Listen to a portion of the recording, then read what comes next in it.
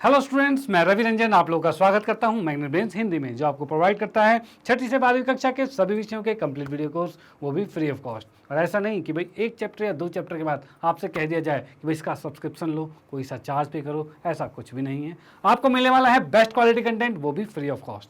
चलो भाई, इसी के साथ करते हैं आज के सेशन को स्टार्ट। तो आज हम पढ़ने वाले हैं त्रिभुज चैप्टर में पाइथागोरस परिमेय। आज हम पाइथागोरस परिमेय को सिद्ध करने वाले हैं।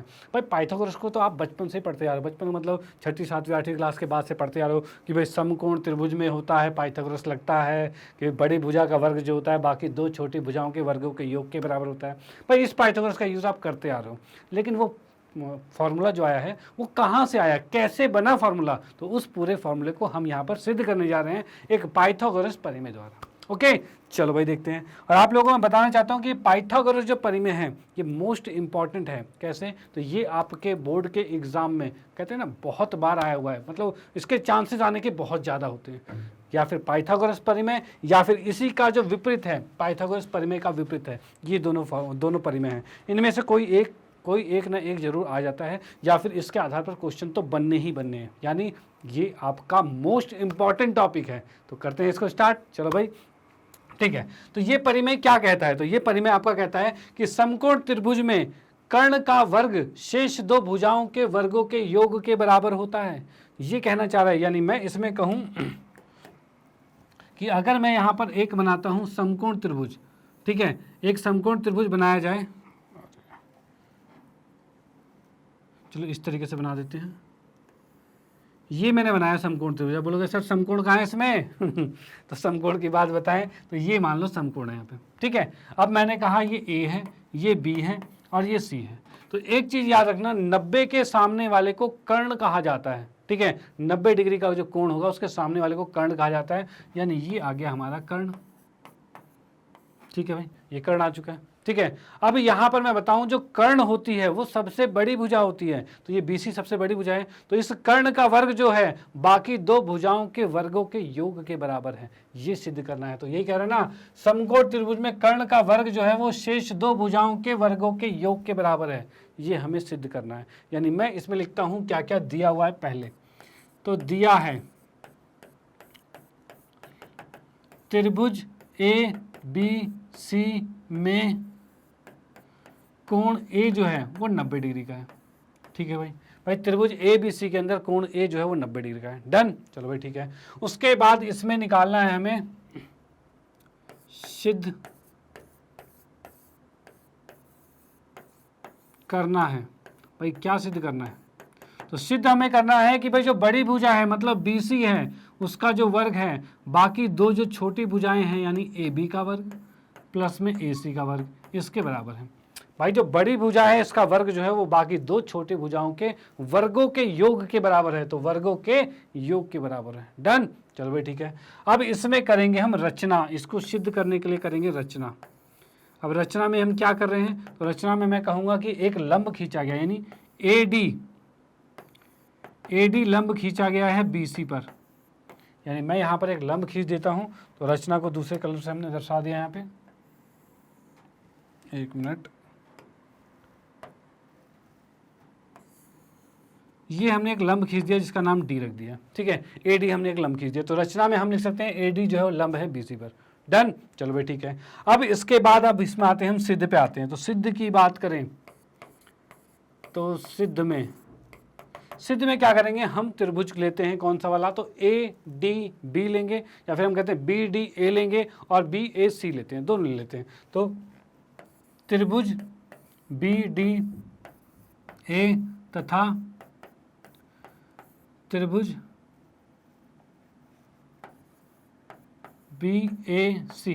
देखो त्रिभुज BDA और BAC, इन दोनों त्रिभुज को लेते हैं और देखते हैं भाई इसमें क्या है। तो इसकी बात करें तो यहाँ पर हम कह सकते हैं, क्या चीज़ कह सकते हैं कि भाई इसमें क्या क्या बराबर है। तो कोण D जो है यानी कि BDA जो है वो बराबर है कोण BAC के। क्या बराबर है?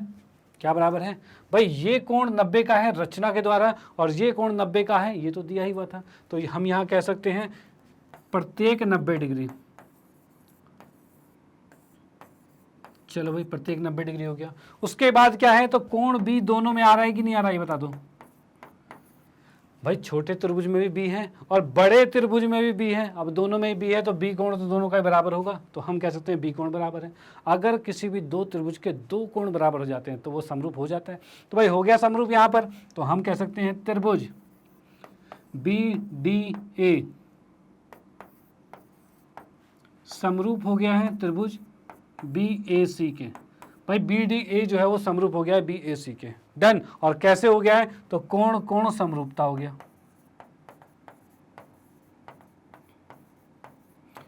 ये क्या हो गया, कोण कोण समरूपता हो गया। डन। चलो भाई ठीक है, कोण कोण समरूपता हो गया है।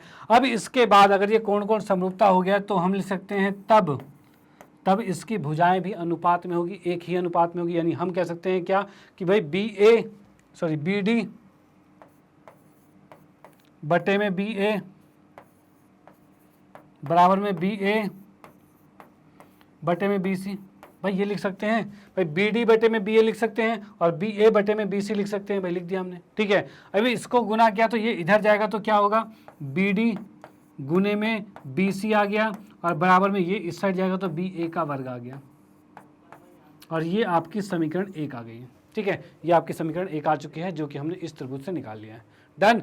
अब हम लेंगे इस त्रिभुज को यानी कि सी डी ए को और इधर से सी ए बी को लेंगे। ठीक है, तो चलो भाई लेते हैं।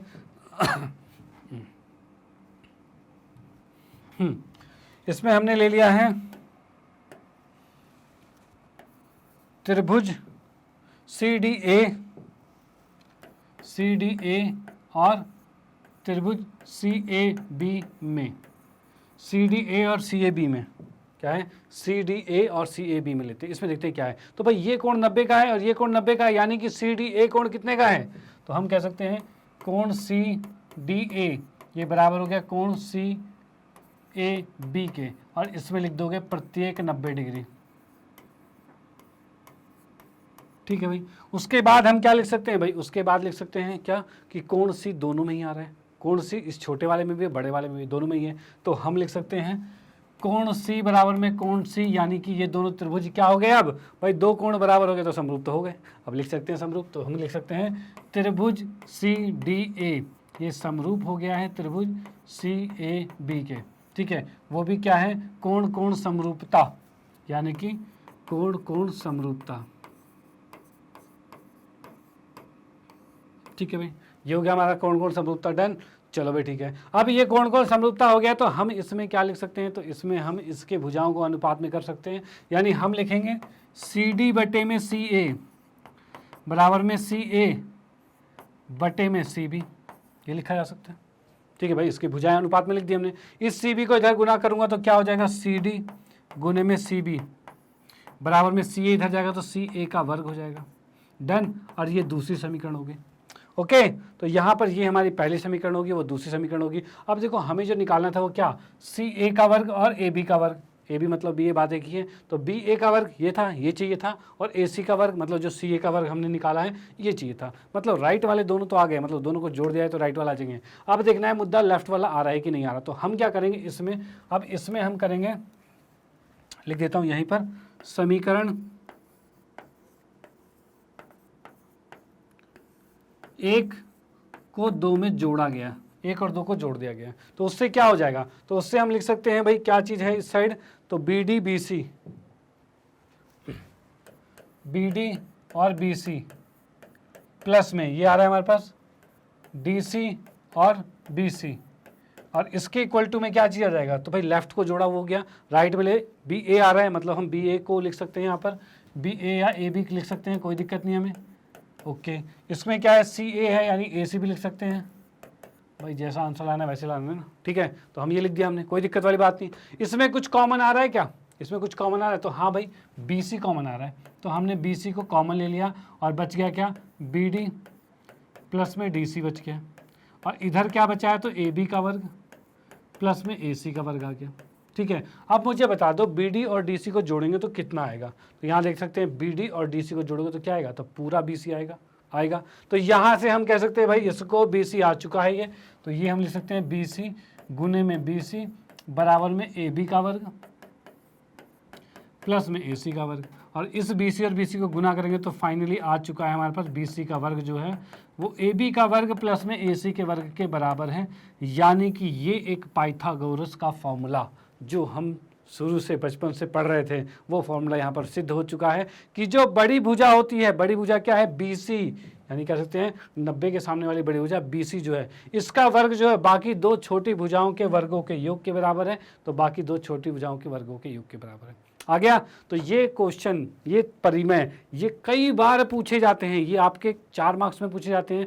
जैसे कि किसी का एग्जाम जो है मैक्सिमम मार्क्स 4 मार्क्स का क्वेश्चन होता है तो उसमें 4 में पूछा जाता है, और कईयों के जो 6 मार्क्स के क्वेश्चन आते हैं तो उसमें भी आ जाता है, और इसके साथ एक छोटा सा क्वेश्चन फ्री में आ जाता है। ठीक है, तो यानी कि आपको ये फॉर्मूला पता होना चाहिए। ये फॉर्मूला आपको पता ही है, उसके साथ साथ ये परिमेय पूरा सिद्ध करना आना चाहिए। तो इसके लिए आपको ये अभी फिलहाल तो समझ में आ गया होगा। इसकी अगर 2 से 3 बार 4 बार प्रैक्टिस कर लोगे, देखो इसको क्या करना, आप इसको क्लोज करके छुपा के खुद से पहले तो आपने इसको देखा, इसको समझा, फिर इसको खुद से करने की कोशिश करना। एक बार में कुछ गलती होगी, दूसरी बार में फिर कम गलती होगी, तीसरी बार में और कम गलती होगी, और चौथी बार में पूरा ठीक हो जाएगा। और इस तरह से देख लेना आप कितनी बार में इसको सीख सकते हो। तो इसकी प्रैक्टिस करना खुद से पेन कॉपी उठा के पूरे प्रैक्टिस करोगे तो भाई ये आपके माइंड में फिट हो जाएगा।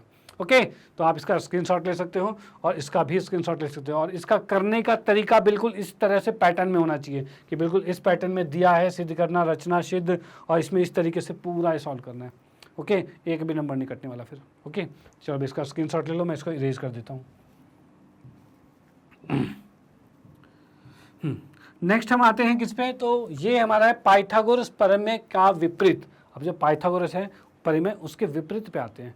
अब विपरीत की बात करते हैं तो विपरीत का मतलब उसी की बात को उल्टा करके बता रहा है। उल्टा करके क्या बता रहा है कि भाई यदि किसी त्रिभुज की एक भुजा का वर्ग अन्य दो भुजाओं के वर्गों के योग के बराबर है तो पहली भुजा के सम्मुख कोण समकोण होता है। यानी ये कहना चाहता है कि अगर एक त्रिभुज के अंदर, ये हमने क्या ABC इसके अंदर दिया हुआ है, इसके अंदर दे रखा है कि एक त्रिभुज है जिसमें कि AC का वर्ग जो है वो बराबर है AB का वर्ग प्लस में BC के वर्ग के बराबर में। तो हमें सिद्ध करना है, क्या सिद्ध करना है भाई,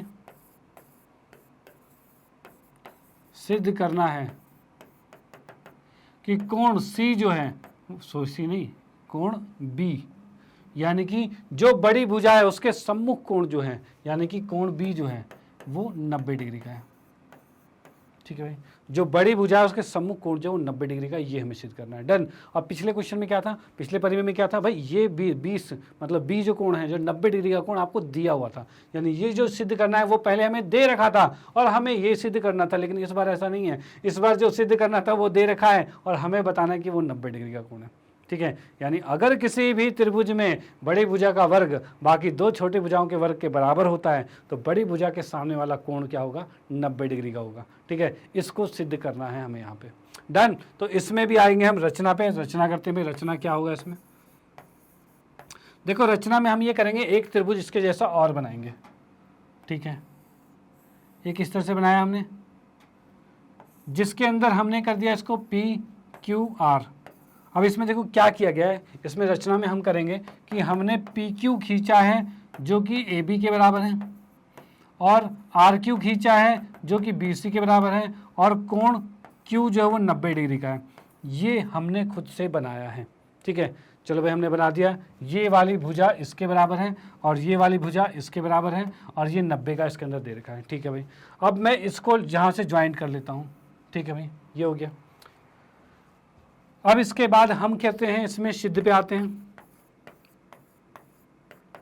सिद्ध की बात करें तो इसमें मैं कहूँ कि त्रिभुज PQR में इसमें देखा जाए तो Q जो है वो 90 डिग्री का है।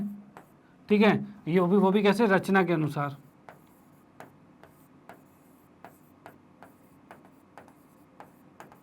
रचना के अनुसार हो रहे हैं।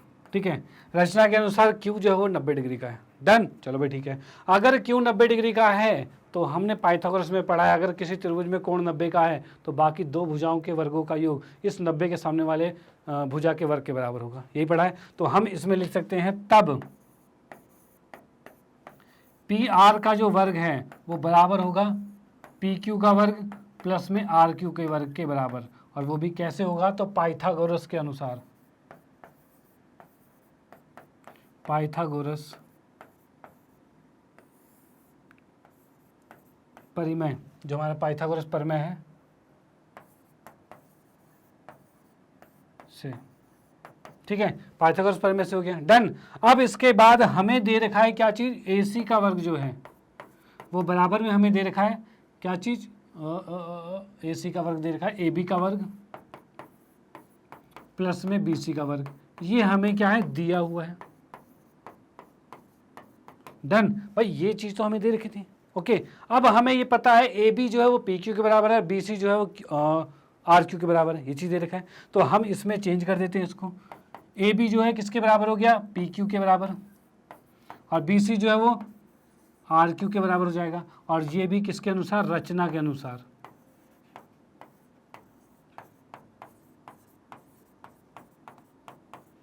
ठीक है भाई, ये रचना के अनुसार हो गया। अब यहाँ पर हम देख सकते हैं, क्या चीज़ देख सकते हैं भाई, कि समीकरण जो 1 है ये और समीकरण जो 2 है, इसके अनुसार आप क्या देख पा रहे हो, तो भाई राइट साइड तो दोनों का बराबर है बराबर, तो भाई लेफ्ट भी बराबर होगा, तो भाई बिल्कुल होगा, तो हम यहाँ पर कह सकते हैं समीकरण 1 तथा 2 से, इससे क्या हो जाएगा, समीकरण 1 और 2 से हम कह सकते हैं PR का वर्ग जो है वो AC के वर्ग के बराबर होगा, यानी कि हम कह सकते हैं PR का वर्ग जो है वो AC के वर्ग के बराबर होगा, और यहाँ से दोनों तरफ वर्ग हटाओगे तो क्या हो जाएगा, PR और AC आपस में बराबर हो जाएगा। तो हम यहाँ देख पा रहे हैं PR और AC हो गया बराबर, ठीक है, PR और AC बराबर हो गया है, ठीक है भाई। अब हम देख पा रहे हैं PR और AC बराबर हो चुका है, और क्या चीज़, ये भुजा इसके बराबर थी, हमने रचना में कर दिया था, ये भी बराबर थी, रचना में कर दिया था, उसके बाद ये भुजा भी बराबर हो गई है, जो हमने यहाँ पर सिद्ध कर दिया है। तो इसको मैं कर देता हूँ चौथी समीकरण, चौथा है तीसरी समीकरण कर देते हैं। तो अब हम इसमें लिख सकते हैं क्या, त्रिभुज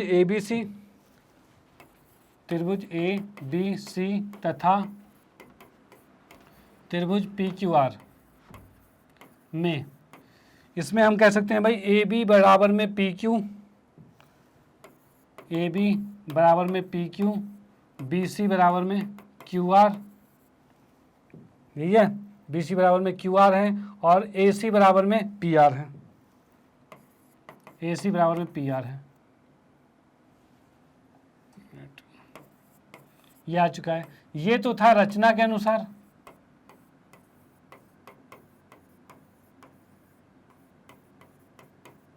ठीक है, ये वाला डन, सेम टू सेम। उसके बाद इसकी बात करें तो ये है समीकरण 3 से, वही समीकरण 3 से ही है ना, ये हमारा समीकरण 3 था, उससे हमने कर दिया है, ठीक है भाई। PR बराबर में AC आ चुका है, हो गया। अब यहाँ पर हम देखेंगे जब तीनों भुजाएं बराबर होगी तो दोनों त्रिभुज क्या हो गए, तो सर्वांगसम हो गए, तो हम कह सकते हैं तब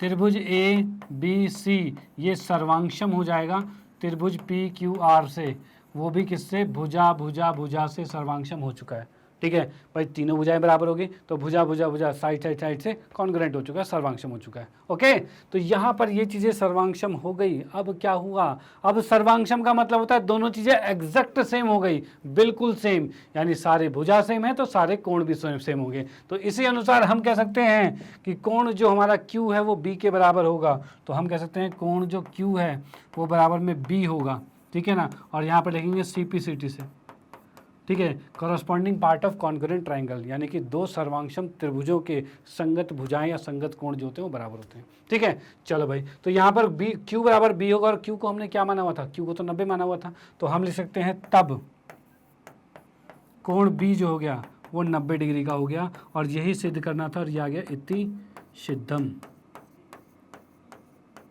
तो यहाँ पर हमने पाइथागोरस के विपरीत को भी सिद्ध कर दिया है कि अगर भुजाएं मतलब कि एक भुजा का वर्ग दो भुजाओं के बाकी दो भुजाओं के वर्गों के योग के बराबर है, तो बड़ी भुजा के सामने वाला कोण 90 का डिग्री का हमने सिद्ध कर दिया है, ठीक है। तो ये क्वेश्चन भी कई बार बोर्ड में पूछा गया है, और बच्चे गलती कहाँ करते हैं कि भाई आपका क्वेश्चन ये आता है और कर देते हो वो, और वो आता है तो कर देते हो ये। तो इसमें क्या करना है, आपको स्टेटमेंट ये पूरी समझ में आनी चाहिए, स्टेटमेंट आपको पता होनी चाहिए, स्टेटमेंट पूरी याद होनी चाहिए। अगर स्टेटमेंट आपको ये लिखी हुई पता है कि भाई इसमें कहना क्या चाहता है कि किसी त्रिभुज की भुजा का वर्ग जो है वो दो भुजाओं के वर्गों के योग के बराबर है, तब बड़ी भुजा के वर्ग के सामने वाला, बड़ी भुजा के सामने वाला कोण जो होगा वो 90 का होगा। ये आपको पता होना चाहिए कि ये दूसरा परिमेय है और पहला वाला पहला परिमेय था। डन, चलो भाई ठीक है, तो इसको हम इरेज करते हैं और यहाँ पर ये हमारा आज का वीडियो लेक्चर खत्म होता है यहाँ पे। और उसके बाद मैं आप लोगों को बताना चाहता हूँ मैग्नेट ब्रेन के बारे में। तो मैग्नेट ब्रेन एक ऐसा प्लेटफॉर्म है जो आपको प्रोवाइड करता है केजी से लेकर 12th क्लास तक के सभी विषयों के कंप्लीट वीडियो कोर्स, वो भी फ्री ऑफ कॉस्ट। और आपकी सुविधाओं के लिए मैग्नेट ब्रेन ने लॉन्च किया है मैग्नेट ब्रेन की वेबसाइट, जो कि है www.magnetbrains.com।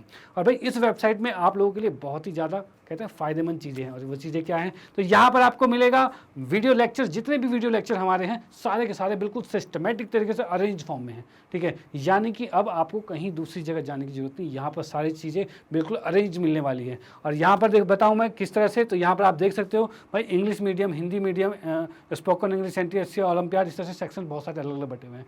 जिस भी सेक्शन में अप्लाई करते हो आप उस पर क्लिक करोगे। जैसे कि आप लोगों को कहूँ, आप हिंदी मीडियम में तो आप हिंदी मीडियम पर क्लिक करोगे, आप 10वीं कक्षा में है तो 10वीं कक्षा पर क्लिक करोगे। और 10वीं कक्षा पर क्लिक करते के साथ ही, एक मिनट, हाँ 10वीं कक्षा पे क्लिक करोगे। क्लिक करते के साथ ही आप देखोगे यहाँ पर जितने भी टीचर्स 10वीं कक्षा के वो सारे आपको विजुअल हो जाएंगे, और नीचे भी टीचर्स हैं वो आपको विजुअल हो जाएंगे। ओके, तो अब यहाँ पर विजुअल होने के बाद क्या है, तो यहाँ पर क्या है, आप इनमें से किसी भी टीचर पे कोई भी दिक्कत होती है, किसी भी सब्जेक्ट में कोई भी दिक्कत होती है, तो उन टीचर के सामने नीचे वॉच नाउ लिखा होगा, और वॉच नाउ पे यहाँ पर आप क्लिक करोगे नीचे इसके, और वॉच नाउ पे क्लिक करते के साथ यहाँ पर आपके सामने आ जाएगा कुछ इस तरह का इंटरफेस। ओके, अब यहाँ पे आप देख सकते हो भाई पाठ्यक्रम परिचय, वास्तविक संख्या, द्विघातीय समीकरण और भी बहुत से चैप्टर्स जो हमने कंप्लीट करवा रखे हैं वो आपको विजुअल हो जाएंगे।